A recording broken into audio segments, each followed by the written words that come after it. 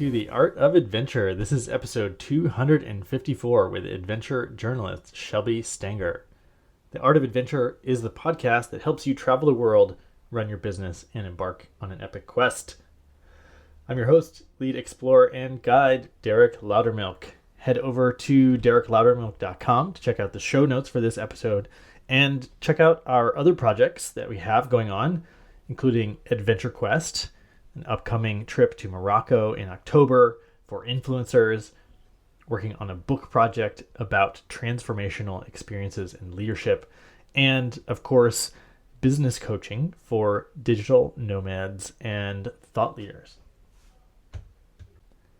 On today's episode, we have the host of the Wild Ideas Worth Living podcast, Shelby Stanger. And when I found her podcast, I thought, oh, this podcast is similar to The Art of Adventure. And it's newer than mine. She's in her third season now. And she's done some really amazing stuff, including over 1 million downloads in just her second season, a bunch of really high-level guests, really quality interviews. And so I asked myself, well, I don't know Shelby. How was she able to do this? How was she able to get such good guests and grow the show so fast and get REI as a sponsor? They're the presenting sponsor, which is a company that I really love as well and have wished for in my mind, but not gone after to a great deal, having them as a sponsor for The Art of Adventure. So I had a lot of questions in my mind about how she did this. And when I approached her for an interview, I realized that I was going to be in Southern California, where she lives, north of San Diego, at the same time. We were both going to be there at the same time. And so she said, why don't you come over to my house and we can do the interview? And then right away, I was like, this is so cool. She showed me the wave that she likes to surf just outside of her house. And we hung out and we recorded an episode for The Art of Adventure. And then a few days later, she said, I think we can do a better interview.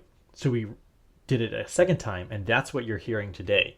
So some of these things we've talked about already, some of them are brand new. The second interview was definitely better. Obviously, we knew each other. We had already met. It wasn't the awkward first meeting / let's jump right into an interview. And there are some things that she does really well that I want to have you pay attention to. Pay attention to how she builds and maintains relationships, because she's really, really good at that. Also, listen to her story to understand how she has refined her craft of adventure journalism for so long and why it's such a developed talent for her. And then also pay attention to how quickly she jumps on big opportunities / how she asks for and gets what she wants. That's a very important key to understanding how she was able to put together and grow such an amazing podcast so quickly. So, without further ado, here is the one and only Shelby Stanger.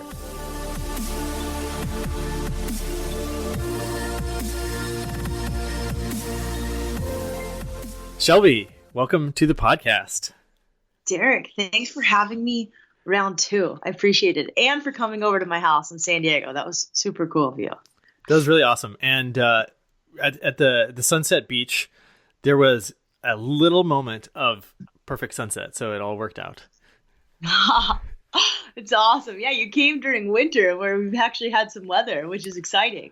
It was pretty hilarious that all the San Diegans were apologizing for the 60-degree weather.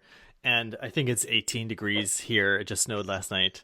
I'm wearing 2 puffy coats and it's 60 degrees here. That's just funny. Yeah, we're total wimps when it comes to weather here. If it's not degrees and sunny, it's an off day. Yeah. And I just took my ice shower. I've been doing that for like most of the year, so 3 weeks, I guess. Every morning I try to be like Wim Hof and take an ice shower and do my breath work. Wow. And it's getting easier. Definitely. My favorite part of all of the Wim Hof is his original video series where he does his breathing and then he does the stretching. And at one point he tells you to stretch the hamstring, but his English is slightly broken. I mean, the guy speaks like 7 languages, so he's incredibly proficient. But he takes his leg, his right leg, and bends his knee, and so he puts his right foot towards his left inner thigh, and he doesn't know what to say, so he's like, put it in the pelvis, ha ha ha ha, and then he starts cracking up. It's so funny. And like my friends and I are always like, put it in the pelvis. Like it's kind of like an inside joke. It's a little inappropriate, but I love it. Wim Hof is good fun. I can't believe you do cold showers. I mean, if it's below 50 degrees, I just don't do cold showers. I do hot showers, but power to you. So that's one of those things where Wim Hof says it's a good idea, and I was like, well, I guess if he says it's a good idea, I'll try it. Is there anything that you have that some expert said, like drink carrot juice or take cold showers or whatever weird thing, and you tried it, and now it's your thing? Yes. And I'd say I've taken a little bit from a lot of people and morphed it into my own. I will use Wim Hof method if I'm having trouble if I'm having trouble meditating or I'm just full of anxiety. And then I'll do the breathing and I'll hold my breath if I'm having anxiety on an inhale instead of an exhale. And I found that works really well. And I've spoken with Brian McKenzie, who does XPT life, kind of it was with Laird Hamilton for a while, and Gabby Reese. He's an interesting guy. He formerly was like a CrossFit guy, but he's just an all-around body hacker. But he kind of taught me that if you have a cold and you hold your breath or you have a lot of anxiety, it actually could feel really good. So I can get into meditation a lot faster after Wim Hof breathing. I think it just gets you there really fast.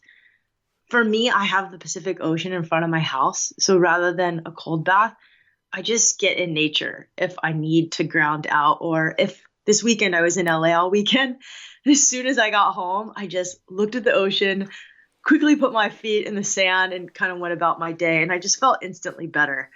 And I did a podcast on this woman, Florence Williams, who wrote the book, The Nature Fix. And she literally proves scientifically that being in nature makes us happier, healthier, more productive, and that even seeing scenes of nature makes you happier. So another thing I've done is I have these paintings around my house. I have a little bit of art in my house. My house is mostly pretty minimal, but I have like a picture of a beautiful wave, a picture of trees, and then outside there are trees. So I'm pretty lucky. But yeah, so I'd say the biggest hack is meditation, but that's something I did before the podcast ever started. And I learned at a place called Deer Park Monastery, which is founded by Thich Nhat Hanh. And it was like a serious monastery. So my introduction to meditation was pretty full on. I couldn't do it. And I sort of adapted to my own.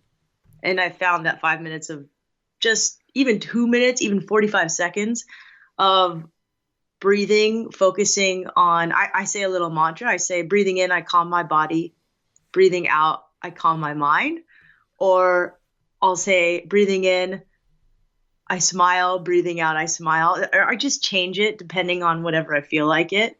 Sometimes I'll send energy towards whatever's difficult. So if I have a big podcast coming up and I'm nervous about it, I'll just send it good vibes, basically, for like 2 minutes. And then I can get back to my work. So that's a long answer to your question.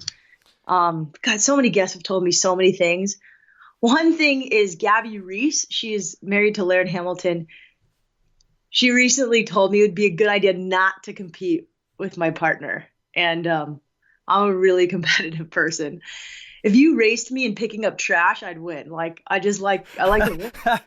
And my fiance and I mean, we're such good buddies that we'll like compete all the time. And recently he's taken up running, and running was always my sport that he couldn't do. He could outsprint me for 200 yards. He could kill me, but anything over 200 yards, especially after 400 yards, he was dust. And he's just a great athlete. And so now he's almost as fast as me in a 5K. I'm like, I kind of started freaking out about it. So I started training secretly on the side. Oh, God.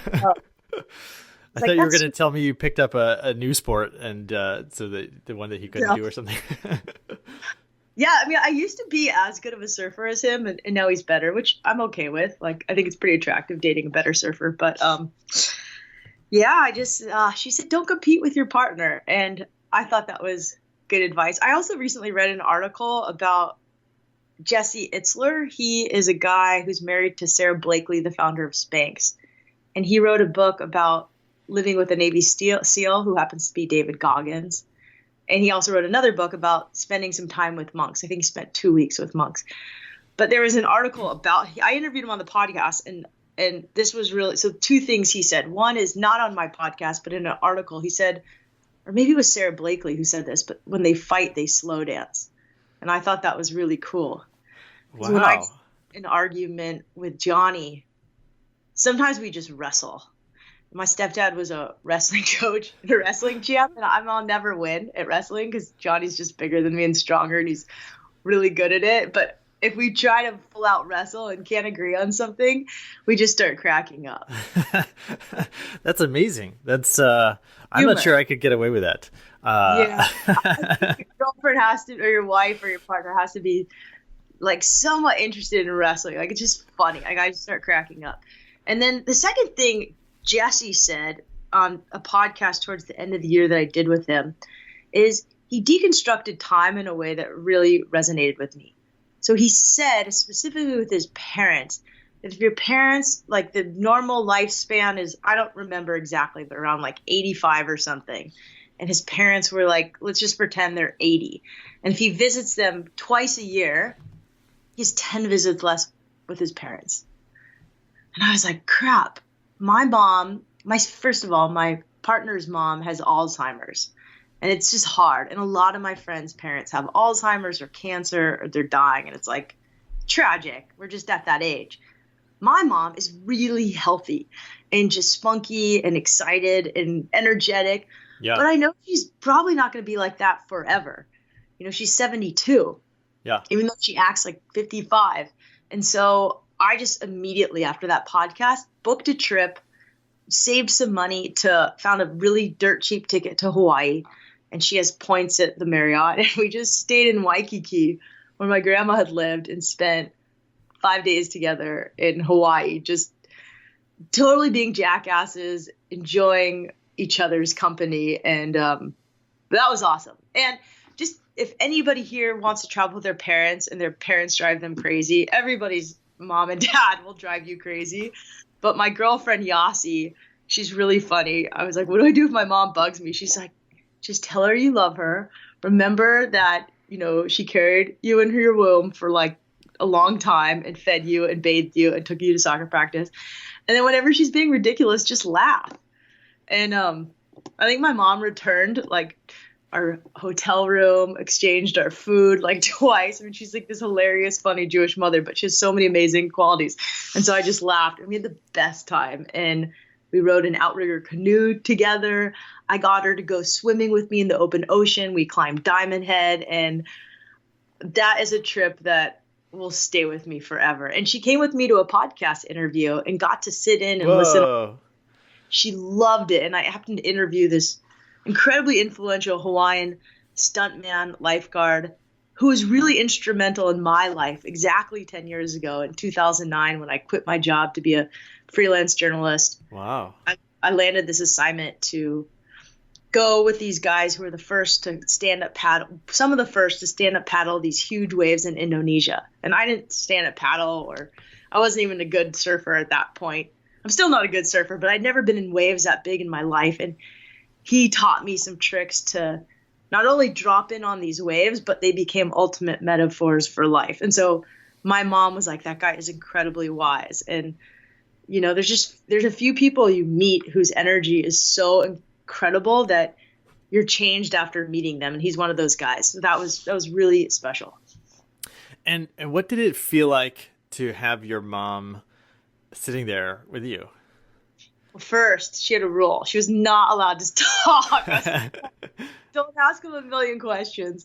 She's like, I mean, I learned a lot of what I have from my mom. She is very loquacious and talkative and charismatic. And I knew she'd have a ton of questions. And I was like, no, we've got an hour with this guy. You can ask questions when I'm done. So I was nervous, but luckily we showed up to a spot and he had us do an interview at his auntie's house, and they live on the beach in Makaha. And so it was this beautiful hand-carved wooden table, and it looked directly onto the surf break. So my mom she was stoked. She could just look at the water look at us, take some pictures, and watch the ocean. It was a great place for an interview. Yeah, it sounds amazing. And I could tell she was interested, so it really put me at ease when I saw that she was interested and excited to be there. That's great. I mean, I think it's so fun to actually do cool stuff with our parents. We were living in Croatia a couple years ago, and my parents flew over. It's kind of hard to get to where we were. It was like 4 flights from St. Louis, and my dad brought his cycling shoes and helmet so we could go riding. And I found him this bike that was a little too small, but we went riding anyway.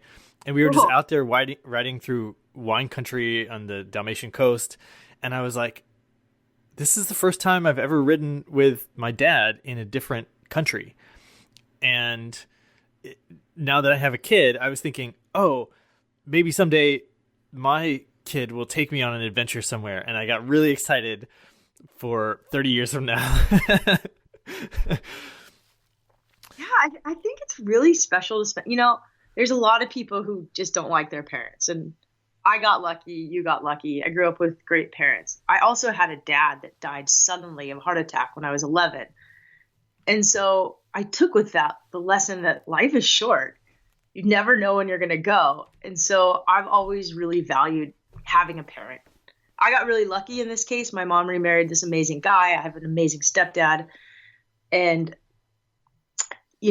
some people have, but I'm a woman, and a lot of women have hard relationships with their mothers. Like it's sometimes a tenuous thing to be, especially a teenage girl, and have an amazing relationship with your mom. And so there's definitely times when my mom and I didn't get along as well as we do now. But now that we're older, it's so awesome having parents that are cool and being able to do something with them. My mom went ahead and immediately she writes for Thrive and HuffPost, and in her early 70s, late 60s, she's really become an entrepreneur. And she wrote a post about, like, if you can, go with your kid on a trip.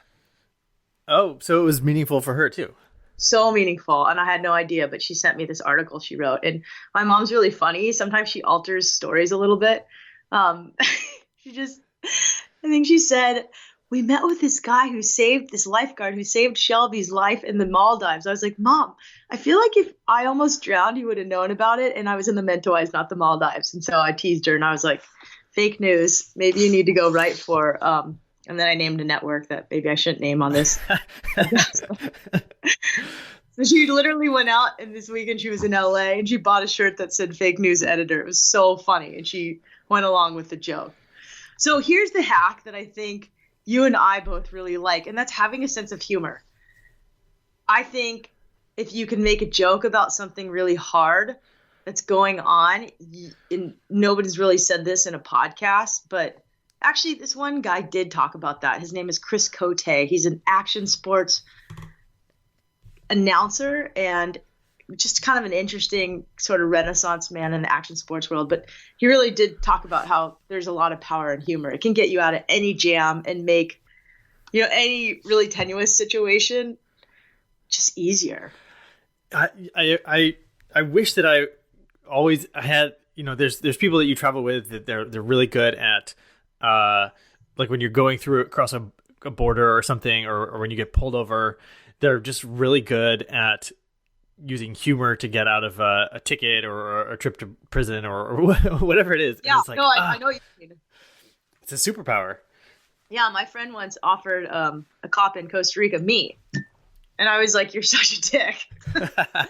We got a ticket. We got pulled over. And he's like, Senor, la chica? And I was like, what? And I was, pretty young. So I wasn't very happy with that. But we got out of the ticket, needless to say. Or we got it for, it was $20. Yeah.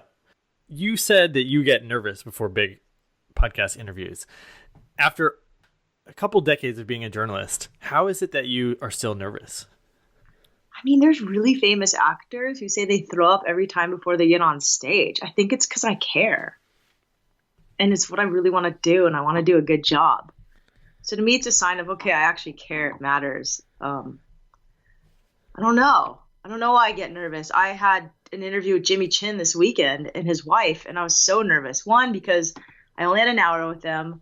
I knew they probably didn't want to be there. I think they were grateful to do the interview, but I knew they were in LA for an award ceremony, and fitting in this interview was adding a lot to their already burdened schedule. Mm. And I was going to a new studio. I walked into the studio and it reeked of a good time the night before. Like weed and booze, and they were going to be with the VP of National Geographic, and I was like, oh my God. And I asked the sound engineer guy, I'm like, what happened? He's like, oh, there was, some artists recording last night, and unfortunately, like, we can't. I was like, okay, I got it. Well, I'm just going to roll with it. So I tried to have a sense of humor about it, but I was nervous. I don't know. And there was just a lot going on. Like, there was objectives of questions I wanted to ask. There were some questions REI, my partner, wanted me to ask, and I had a limited time. And so I was nervous. And did you do a good job? Like, how would you rate yourself on that? I think I did a good job. I think given the circumstances, I got them food. I had snacks ready for them. Personally, I woke up at 4 a.m. I drove to LA early. I did a Soul Cycle class, which is like an indoor spinning class.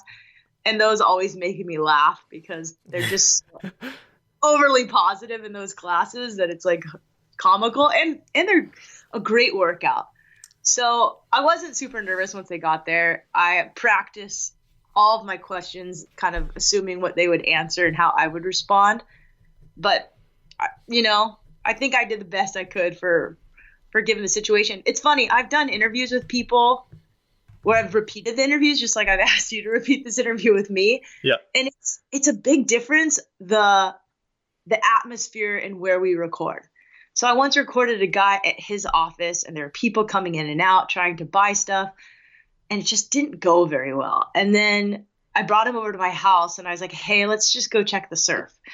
We went and checked the surf, and then I had beer in my fridge, and I was like, do you want a beer? And he was stoked to drink a beer. And the podcast was awesome. But the first time around, he was nervous. And so I'm not one of those podcasters who, like, we have to nail it on the first take. Some people are human. Sometimes they're just busy or they're not having a good day. And I want each show to be the best show for listeners. I want it to be real and raw and honest, but I don't want it, if the person I was interviewing was like off or had something else on their mind, I want to give them the benefit of the doubt and let them re-record. Yeah. Some people aren't like that. I love it. That's so thank you. I love that we get this because now we're friends because we met and you shared your kombucha with me. So it's hard to meet someone and 5 minutes later, not even hit record and tell them your life story. And sometimes having a microphone in front of someone makes them pretty nervous. When I used to do interviews, it was really helpful when the iPhone came out because you'd put it on the table like nothing was there and you'd hit record on that. But if you actually had one of those giant recorders, people would freeze up. Yeah, that definitely happens in front of a camera lens to my wife. Yeah, I see that. Where does your drive come from? I don't know. That's a good question. I think I've always had drive. Every woman in my family, I'm one of 3 girls. There's just a lot of drive. My mom graduated with her master's in social work and was teaching at age 21. My real father was a dentist. They're Jewish from the East Coast. I think that contributes to it. Just this inherent stereotype of having some drive if you're from that area. But also just this giant desire to live life full. When my father died at a young age, my sisters and I each took different lessons from that. I think one took the need to be financially responsible because when he died, he was a dentist and my mom was a teacher. So my dad obviously made a lot more money than my mom, but he had no health insurance, no life insurance, no will, nothing. He was 47. He didn't think he'd die. He was a doctor. So for me, I didn't I didn't take that lesson. I just took the need to have as many adventures as you possibly can before you die. And I think now, as I'm older, I don't feel that way. I mean, I definitely think you need to live life full, but instead of being busy, I'm much more interested in living with intention. And sometimes that means not being busy or slowing down and having space to be creative. And these are lessons I'm just learning now in my late 30s. Yeah, I think we have a similar, my parents, and I'm sorry to hear that your dad died so It's young. okay. I experienced almost, I had a blood clot in my brain. I've talked about it on the show before. And what it did was it made me feel like I had to cram my whole life into the next, week, or, like experience everything. And so there's this lens of like, should I say yes to that? Well, of course I'm going to say yes to it because I want to experience the full range of what life has to offer, because who knows when I might not wake up tomorrow. So it's been like cramming in a whole lifetime into the last few years. But now it's like, okay, well, I might live a real long time, so I can slow down a little bit, which is way less exhausting. And it definitely, and I don't know if you found this, it like forced me to just leap into adventures and things like that, because it's like, I don't know how long life is going to last. Yeah. I mean, in 2009, I had been running international marketing and sales at Vans. It was an awesome job. And prior to that, I was in charge of women's marketing at a really young age. Before that, right out of college, my first job was to be the journalist for the Vans Warped Tour. This was 2002, so it was blogging before it was called blogging, and sending my stories over dial-up lines that were never there, because Warped Tours are concerts with 108 bands each day, held in dirt parking lots at amphitheaters, and there's usually no phone lines. And if there are phone lines, they're being taken by producers and band managers and people who have to make money, and they're terrifying. So I would hitchhike with the most non-axe murder looking young teenager, give him Vans shoes in exchange to take me to a Kinko's. And somehow that's how I sent my stories faster. Otherwise, it would take 2 minutes per photo. I'd also have to take 102 photos with a Canon ELPH old camera, and it would take 2 minutes to send each one. So in between, I would like do push-ups. And one time at a Warped Tour, I had to sneak into a wrestling tournament that happened to be going on the day, and they had phone lines, and I pretended I was pressed for the wrestling match. And watching the match, I mean, it was ridiculous, but it taught me how to be resourceful. But long story short, I had this great job at Vans, and at the height of the recession in 2009, I had been going through some serious depression. I'd broken up with a boyfriend of 5 years, and I just wanted to write again. And I wanted to be a freelance journalist, and I kept getting these opportunities to be part of shows like MTV's Made and to go on these expeditions, but I always had to say no because I had a 9-to-5 office job, or it was way more than 9 to 5. And it was a great job. I traveled all around the world. My territory was Latin America, New Zealand, Australia, Asia. I mean, it was really, I'd actually go back now, but then I don't know. I wanted to do other things at the time, and I had this depression. One day, I'd been freelancing on the side at night, killing myself. And I knew that if I landed one article in a big national outlet, I would have the courage to quit my job. And the story I ended up doing was about kind of athletes going for it. I've pretty much done Wild Ideas Worth Living stories since I was 16 years old. And I'll get back to that later. But when I quit my job, the day I gave notice, I got invited to go surf these giant waves in Indonesia with these guys. I was the only girl. It was an incredible experience.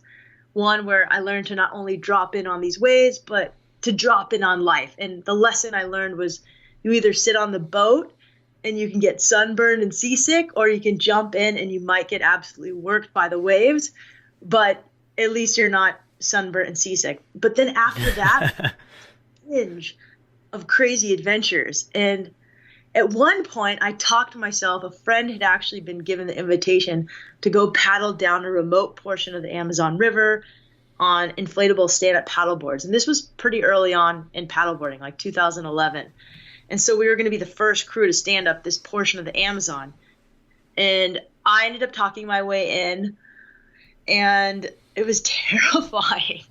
And I trained for it, and I just became this Amazonian version of myself. And I gained like 15 pounds of just being nervous and eating peanut butter pretzels and also just paddling miles every day. I mean, I became this Amazonian sized version of myself. And when I got to the Amazon, it ended up being beautiful and unreal and majestic and every cool adjective I could use to describe what you think of the Amazon. But the whole time we didn't know if we were going to get eaten by a piranha or a crocodile. And it was an easy paddle. Like your grandma could have done this paddle. You're basically going downriver and standing on a table, but it's an inflatable paddle. And there was some waves. I mean, you had to have some skill, but it wasn't a hard paddle. It was just mentally like we camped in the middle of nowhere. But I realized after that trip when I'd been eating a lot. So there was one portion of they didn't make paddle pants back then. So I took some yoga pants and wore them, and they didn't cover my full ankles. And I didn't think to bring long ankle socks. And I had like the strongest DEET you could possibly imagine. I'm sure it affected my health. And you know, I got eaten alive, and I had these cankles, and it was just hysterical. And I just, at the end, I had to laugh, and I was like, I came home and I was like, okay, I've become this Amazonian version of myself. And I wanted so bad to prove myself that I could be an adventure journalist, and as a female, I could make it, and I could get these big stories and do these hard adventures. And it was fun. But after that, I just decided I wasn't going to try so hard. I was just going to be me.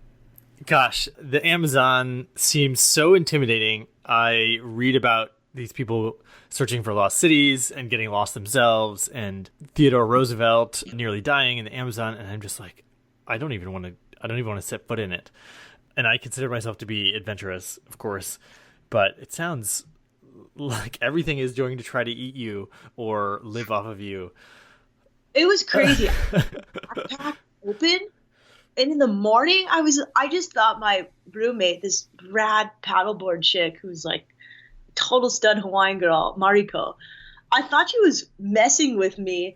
There was leaves all inside my bag, and I was like, what is a waterproof Deconstruct bag? And I was like, what did you do? Like, I was like, that's funny. She's like, Shelby, I did not touch your bag. And like, apparently an animal tried to build a nest inside my bag overnight. Wild. That can happen anywhere, though. I was at 13,000 feet in New Mexico at Philmont Boy Scout Ranch when I was, 15 or something. And I woke up in the morning and put my sock on, and the other sock had a bunch of mouse babies in it. Wow. And I was like, that's really because my pack was black and it retained the heat from the sunset, I guess. And so it was like the warm place because it gets cold at high elevations at night. And they're like, oh, great. A wonderful, warm little place to have babies. That's so crazy. You have an incredible background in adventure in the outdoors. My background is really like very minimal. I wasn't a Girl Scout. I tried to be a brownie, but I didn't want to have to sew. Like back then there wasn't like Indian guides, or the Girl Scouts in my little neighborhood wasn't as cool as what the Girl Scouts could be. I don't know. There wasn't like a surfing badge back then. And so my experience with the outdoors was surf camp, sailing, kayaking in the ocean. And I didn't really go camping until my high school surf team did an overnight at San Onofre, which is like a parking lot on the side of the highway. Surfed 3 times a day and ate really yummy food and had marshmallows at night. And then in college at Emory in Atlanta, Georgia, I did 1 or 2 hikes on the Appalachian Trail and then an overnight kayak trip. And that's when I really learned a little bit more about adventure. But I think it's so cool that you grew up with so much adventure in your life. Yeah, it is. My parents, one of the first dates they went on was hiking on the Appalachian Trail. And so that's sort of built That's cool. into my family. And I went to school in the city here in St. Louis, and I was the only child, and we ended up taking a lot of my friends camping for maybe their first time that they'd ever been camping. So it was always like my family was the one bringing these city kids out into the woods for the first time. And for me, it was just, totally normal to live out Like, there. you have really great parents. That's fun. There's this thing that you do, which is you talked a couple times about how you've talked your way into stuff. And I want to ask you about that. Why do you think you're so good at that? Well, I think I'm probably better at telling stories of how I've talked my way into stuff, but the truth is I was really lucky in that at a young age, I realized I enjoyed writing and I liked it, and people told me I was good at it, and I had a lot of praise for it. And so I decided to go that direction. And when I was young, I wrote for my sister actually helped me get this job at 16. She was at Stanford and she was interning at this magazine in DC and met someone else. And I ended up getting a job as a teen reporter for a national youth magazine that wrote about real issues for and about teens. And it's dead now, but I wrote a story about a family member's battle with alcoholism. And I wrote another story about my mom who taught social work and human behavior at San Diego State. I wrote about one of her students who was date raped. And I mean, those are like pretty heavy stories for a 16-year-old. Yeah. And I didn't think much of it. And then this girl on my soccer team who was really pretty, partied. I didn't even think she knew how to read because she was kind of a jackass. She came to me after class and she's like, at practice, and she's like, Shelby, I love this. I gave everyone a magazine. My mom got 1 million copies and gave them to everyone. She's just that kind of mom. And she read my magazine and she said, hey, I shared this with my boyfriend and he decided to stop drinking. I was like, wow. And then kids wrote in other things. And I realized at a young age how far journalism could go. So I went to Emory. I interned at CNN for a newspaper in South Africa, for my local San Diego newspapers all through college. And they gave me on my second week there my own adventure column. And so in some ways I talked my way into having every single one of these experiences. But really, my mom is really good at talking to people. And she has two pieces of wisdom really that have helped me. One is that all people are inherently good. She really believes that you can find goodness in everybody and you should talk to them and invite them in. And two, you don't get anything unless you ask for it. And so, I learned how to knock on doors and ask for things really young. So when I went to South Africa to do an internship at Emory, everybody else had to like file papers and do sort of lame stuff the first couple days. But I called ahead, met an editor, told him I wanted to cover surfing, and I was on a boat covering the biggest surf contest ever the first day I was in South Africa. And that's kind of how it was. And then I told the newspaper in San Diego when I was 18, 19 years old that I wanted to write about surfing and adventure sports. And I did. And then I produced and I delivered and I was excited and I did a good job. And I took my work seriously. And they gave me my second week there my own adventure sports column. And this is in like the real San Diego newspaper. And I went to like 10 cities. So that was really good experience. But my mom is one of those people that at 19, she was one of the first white women in her town to ever work for the NCAAP. And she talks to everyone. So she's a teacher, and every Thanksgiving, every birthday party, in fact, when I was a little kid, she'd invite Checker at Vaughn's, like the grocery store, because she talked to them and they'd become our friends. And I'd look forward to seeing them. And so like my little kid birthday parties had the guys from Vaughn's or Seaside Market, the gym, and then Thanksgiving dinners always hosted this motley crew of people from my mom's students. Anybody who didn't have a place to go, she would invite them. And so I always grew up on a university campus with tons of different people, and also at my home with my mom talking to all sorts of people. And I am genuine. Like some people love animals. I love animals, but I really love people and I love their stories. And I always want to know how people got to where they were and what their story was. And I think, when we went back to Hawaii, my mom told me my grandma was like that. And we met one guy who was still alive that remembered my grandma in Hawaii, and he told hilarious Oh, stories. wow. And my grandma was a pretty, I don't know if she worked at all, to be honest. I think she lived a pretty lucky life. But when she didn't vacation anywhere, she would move. So she moved to Hawaii in like the 70s, kind of early on. And she would lie out in a bikini or a one piece, and she was so wrinkly and put baby oil all over her body. She'd wear gaudy jewelry with rhinestones on her hats, and she had a belt buckle or a necklace of diamonds that said bitch on it. Hilarious. Cigarette in one hand, a whiskey sour in the other, and often a man 20 years younger next to her. And she was just this like hilarious personality, but she was really good to people and talked to them. And I don't know, I think if you make relationships with people outside of like, I'm interested in working with people, but I always want to know more about them. So I think one of the things we talked about and what you want me to get at is when I do interviews with people, if I can, I'll take them surfing, because I've taught surfing at this all-woman surf school since I was 16 years old. I don't teach surf lessons really anymore for a living, but I did it for so many years, and people change their lives when they learn to surf. It's just, Oh my gosh. it's awesome.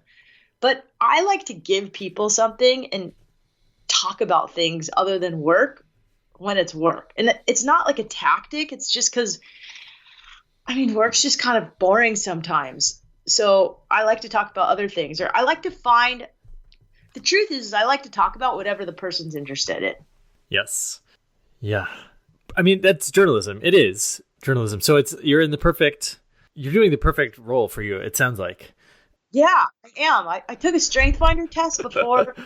I was trying to figure out what am I going to do with my life. I'd done everything I wanted to do in magazine journalism, and the truth is, as a freelance magazine journalist, it's really hard to make a living. Like, it's dumb. And I was doing copywriting for brands like Nike and Body Glove. I went in-house and helped run marketing at Body Glove for a year. I was working with Prana, and I was also writing for a site that reports on the business of action and outdoor sports industry. And so my job was to interview the CEOs of every major company in the outdoor and action sports industry, as well as all the major retailers, which actually I didn't know how it was going to help me. But when I quit my job at Vans, I wanted to use my skills in business and marry them with journalism. And there was this woman who came from the Orange County Register. She was a business reporter who started this great site, and she hired me. And it was a great experience because I had to go up to strangers, take their pictures, ask them their story, and they were all CEOs. And it got me really interested in starting my own business. So that was really interesting. And I didn't want to start a product-based business because I just didn't have a product that I was burning to bring into the world that I didn't think would like pollute the world or cause more harm. Right. I just feel like there's enough stuff in the world right now. Plastic doodads. Yeah, I just like, there's enough surf companies that sell t-shirts and bathing suits. I just didn't see myself doing that. And the only thing I really know is how to tell a story. It's not the only thing, but one of the things I know best is how to pitch a story, how to sell a story, how to tell one. I'd been doing that since I was 16. And I took a strength finder test at the recommendation of a friend who works at a marketing firm called 72 and Sunny. And he used to be in charge of the Surfrider Foundation. And he's like, you should take one of these. And I loved podcasting and I wanted to be a podcast host. But at the time I was like, I don't know if I have what it takes. I'm going to compete with like Tim Ferriss. How am I going to do that? The guy's written all these books and he's really smart. Anyways, the strength finder test pulled up that podcasting would be a perfect field for me. And, one of the things that I think beginning podcasters forget is you have to have the storytelling part, which I did, 20 years of journalism experience and interviewing. But the other part is it's a business, and you have to be able to, if you're going to hire an editor and not produce it yourself, you're going to have to figure out how to pay an editor. And so I knew I needed a little bit more business experience. And so I took a professional development course through an all-women's kind of co-working space called Hera Hub. and the program was at Hera Labs, and it was a 12-week entrepreneurship, like fast-paced course where at the end of 12 weeks you'd launch your business. And I had a service business, which was a podcast, but the woman was so instrumental who ran that program to helping me start this podcast. I mean, she gave me a really good framework and helped me develop not only who my listener was, but who I might partner with on the podcast to help me fund paying for production. Yeah. And she happens to be an entrepreneurship professor at UCSD. So she was really good. And the place is called Hera Hub. And I think the program at the time was through Hera Labs in San Diego. And it was awesome. Yeah, it's so key to get good coaching. I hire lots of coaches for myself. I am a coach, and it's not just for athletes anymore. And I want to try to tie a couple threads together here, which is you met all these CEOs and you're good at pitching stories. And then you said, okay, I need to have this be a business. What was the pitching like when you started thinking about getting sponsors or partners? Did you reconnect with some of those CEOs or what was your plan then? Yeah. So I basically, first is I wanted to figure out who my listener was. And that was most important to me. Like I wanted to have a good product before I went and sold it. And so I imagined actually a girlfriend and who this podcast was for. And at the time she was working at a job she didn't like, and she wanted to move to Latin America and surf more. And this is a podcast that I wanted to help her quit her job and go do what she wants to do, because she was getting depressed, sick, miserable. And so I pictured my ideal listener, and it was her. And then I also pictured a guy who was very similar. And I thought my podcast would reach way more women than men, because I don't know. I thought as a female host, maybe more women would listen. Turns out more men listened. And I didn't want to have an agenda. I didn't want to play like the female card. I just wanted to interview kick-ass people doing cool stuff, because when I was scared to quit my job at Vans, doing those stories for Outside Magazine and all those other magazines I was pitching, I would interview these people doing extraordinary things who had real jobs on the side, and interviewing them and listening to their stories gave me the courage to go out and do my own thing. So the first thing was getting the idea in my head. And this is an idea that's been in my head for a while. And I really like Tim Ferriss's podcast, but I wanted to do something similar from a female perspective about adventure and the sports I was interested in. I wasn't that interested in tech. So that was number one. Number two is I made a list of companies that I wanted to work with that were already in my wheelhouse, where I had connections. But they had to be companies that I would use, support, and be able to talk about. And they were mostly companies that helped you go for it, whatever it was. And since getting outside was so important to me, REI was at the top of my list. And I met one person at REI because I applied to a job as a content writer there. And I would have had to move to Seattle. And I went to visit Seattle, and I was like, probably not going to move there. I love Seattle. I love the people. I loved this guy at REI. He was really smart. I wanted to work with him, but it was a deal breaker. I had to move there. Mm-hmm. But I stayed in touch. There were other people I'd interviewed, and I just wrote a list of these yoga companies, shoe companies. I thought about pitching Vans. I mean, that's where I knew the most people. Mm-hmm. But I actually didn't feel like my podcast fit with their demographic. And so I didn't pitch Vans, which was kind of interesting. But immediately I just pitched the companies that I thought would maybe say yes. And I was blown away because they did. Now, I had really good timing. I had a really good track record.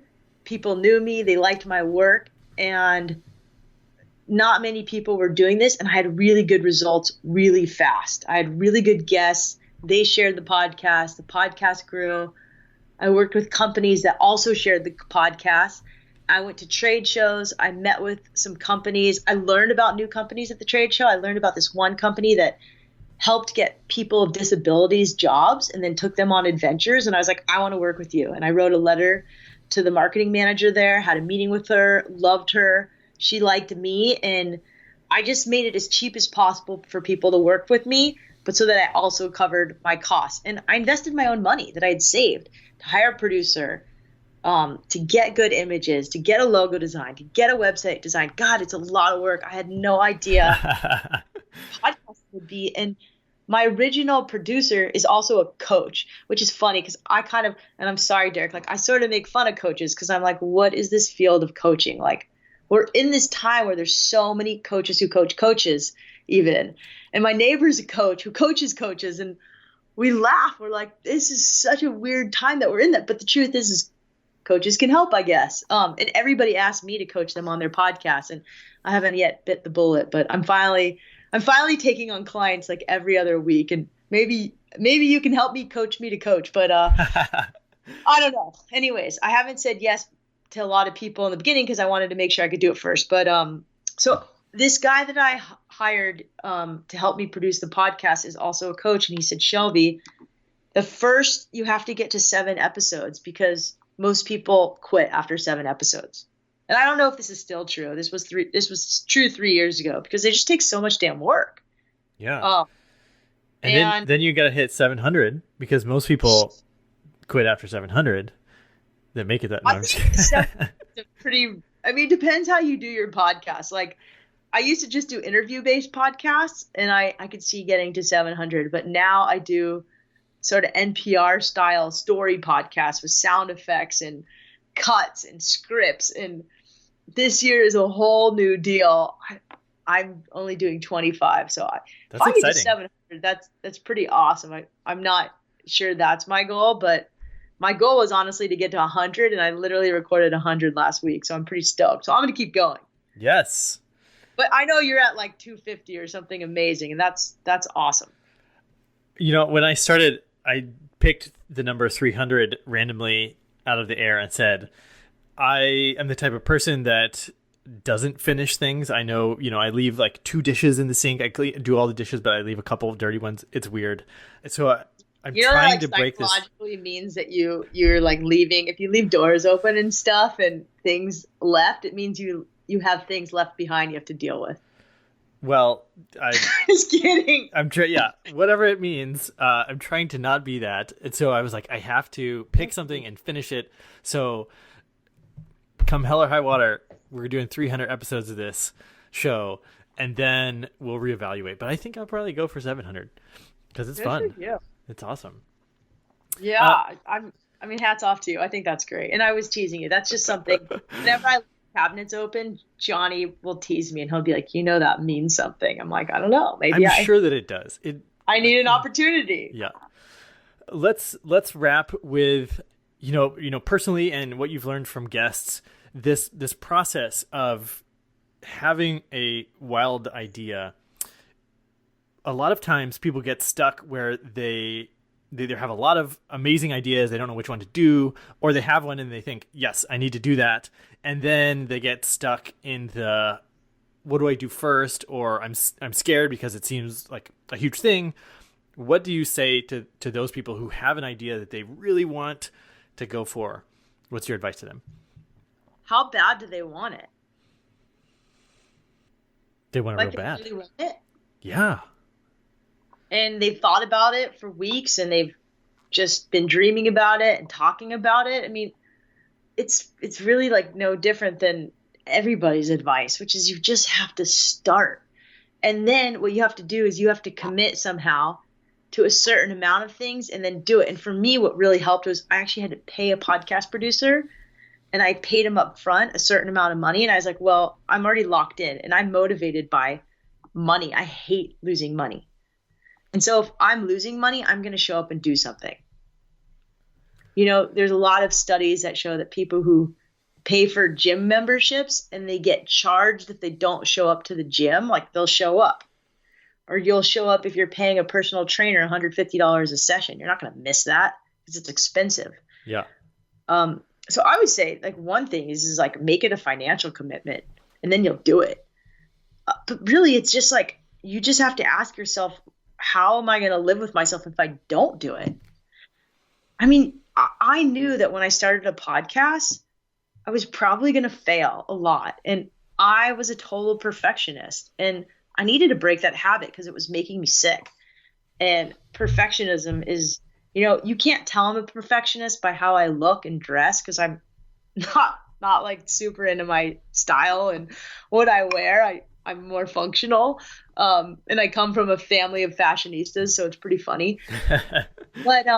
But I am a perfectionist about my work. And the whole deal with the podcast was I had to produce one episode a week when I started, and it had to go out no matter what. And that means I had to not only get an interview, but like get a sponsor. And it forced me to actually have to do the work. And I worked my butt off. So you just have to commit. I had a sailor on my podcast in the beginning of the year, and he said, there's two types of sailors. Ones who untie the dock lines and one who just stay at the shore. And eventually you just have to decide, do you want to untie the dock lines and go, or do you want to like play it at the dock? And some people near the marina they just decide to live on their boat in the harbor. Like, you just want to live in your boat on the harbor? Or do you want to actually take it out of the harbor? And there's no right or wrong answer. But if what you want to do is go see Tahiti, well, if your boat's in San Diego, you got to untie the dock line, or you got to fly there. I mean, there's really only a couple ways to do it. So whatever your goal is, I think you just have to write down like what you want and what happens if you don't get it, and then start. So if there's a lot of things you have to do, obviously you can chunk it out. There's tons of coaching tips and online articles about how to chunk your goals into littler goals so you can bite them off one piece at a time. But I like to set deadlines, and I like to have financial commitments. So I'm not going to write a book unless I get an advance. I just know myself. Like, I talked about a book I want to write for years. I wrote a book. I spent 5 years doing it. But the truth is if I actually write a proposal and get an advance and someone pays me, then I'll write a book. Until then, slow myself. Like, those deadlines are real. Yeah. There's just too many other things I can do. I'll take a PR job. I'll take on coaching clients. If I need money, there's other things I can do. Derek, I didn't know if you wanted me to talk. I know you would liked a couple of stories from the last thing about the Warped Tour, or about like how to get jobs, but I feel like I answered them a little differently this time, but it's totally up to you. And then you asked me how I got REI, and but I didn't know if you wanted me to do that again. Well, I'm really happy with this interview. I think. Okay, cool. Okay, editor, just edit that little piece out. Thanks. I'm too. I think it's just flowing better. Yeah, it's good. Final question. And that is, if you could change or add something to the world, what would you wish for the world to have? If I could add or change something to the world. I think I said this last time, but kindness. And that's if people were a little bit kinder to themselves first, and then they could be kinder to other people, I think that would be helpful. Obviously, we'd have peace and all sorts of great things. But I would add to that humor.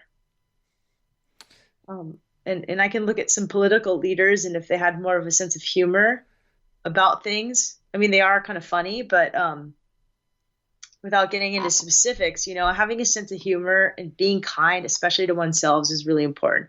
And I interviewed Cheryl Strayed, the author of Wild, the woman who hiked the Pacific Crest Trail and kind of came out the other side a changed woman. Yes. I interviewed her last year, and she said, I don't care if my kids become lawyers or doctors, just want them to be kind.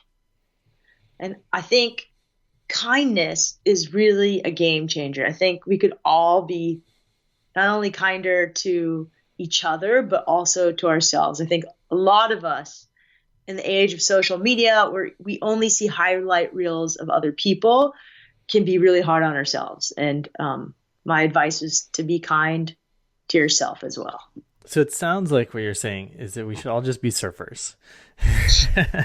No, because then the water would be really crowded and I'd have a lot of salty surfers really annoyed at me. I mean, I think we all just need to I do think surfing is so helpful. And, it is one of these funny things where if you're a surfer, you don't want more surfers in the water. But the truth is like when people are surfers, you're so happy. But at the same time, I've met plenty grumpy surfers. So, I think you have to find what makes you happy. And it doesn't mean that life is always happy. I think you have to have contrast in life, and it's good to have contrast. I feel I've experienced darkness and light, and I'm not saying you have to just be happy all the time. I think that's wrong. That's not real. We're not always happy. Not every day is going to be awesome. Some days are going to be boring or hard or whatever. But you should be as kind to yourself as you can. That's what I'm saying. And if you want to surf, definitely go surfing. It's fun. Or skiing. Whatever. Love it. Shelby, thank you so much for coming on the show. It's been amazing. Congratulations on your success. Well deserved. And 250 episodes, man, that's a lot. That's awesome. Thank you for doing that. Thank you for putting your work out into the world and for cultivating a group of like-minded people. I think that's great. And I think one thing I want to talk to you about is a lot of times people think adventure is not accessible for them. And it's just for people of white privilege. And truth is like, yeah, there's a lot of adventure that's just for people that are white and rich. And I think that's what people perceive as adventure, but I don't agree with that totally. I think adventure is what you make of it. And I think life itself can be an adventure, and the outdoors doesn't have to be hiking Everest or camping overnight in a tent. It can be a picnic outside or a barbecue. So I've just broadened my view of what is adventure and what is the outdoors. And the reason why I say this is because right before the last episode I did, someone wrote an article about how they really liked my podcast, but then one or a couple of the episodes started making them miserable because they were comparing themselves to guys like Alex Honnold and people who live on the fringes of society. And then the guy took a step back and he's like, I realized that I can take bits and pieces from each of these and that life itself is an adventure. And, he ended up listening to an episode with Scott Jurek, the guy who ran the Appalachian Trail and set a record. And he ran 15 miles that day when he went out for a 6-mile run. And he's like, I've never run beyond 6 miles. And that was an adventure. And I was like, okay, cool. At first I felt really bad. Like my show was making people miserable. That was not what I wanted to create. Instead of FOMO, I want JOMO, which is the joy of missing out. Have more JOMO, not FOMO, but really just slow-mo. Life itself is an adventure. Yeah, absolutely. And I'm just thinking right now, like I have a 2-year-old and we can go on an amazing adventure and always we're in sight of the back door, like walking around the tree in our yard. We could spend half an hour just like finding sticks. And it's always such a good reminder for me that adventure is a frame of mind, about being amused about the world, being aware, being curious, and all these things that you can do like in a sandbox or a city park or really wherever. Totally agree. Awesome. And I love that you do things with your kid. I mean, I have little kids come over all the time to our house and we set up warrior ninja obstacle courses using yoga blocks and like skateboards and a basketball and like foam rollers. And, their foam rollers are crossing a bridge with crocodiles underneath. And it's so fun. Yeah. Adventure's a frame of just like the Amazon, right? Amazon. That's basically what we tell them it is. It's the Amazon. Derek, thank you so much. I totally appreciate it. And people, if you want to listen, it's Wild Ideas Worth Living. You can subscribe everywhere, probably where you're listening to this podcast. Hopefully you can subscribe there. Wonderful. Shelby, thanks so much. Awesome, Derek. Well, thanks so much. You need anything else from me? No, I think we're good. Thank you. Yeah. Okay. Awesome. Have a great day, Derek.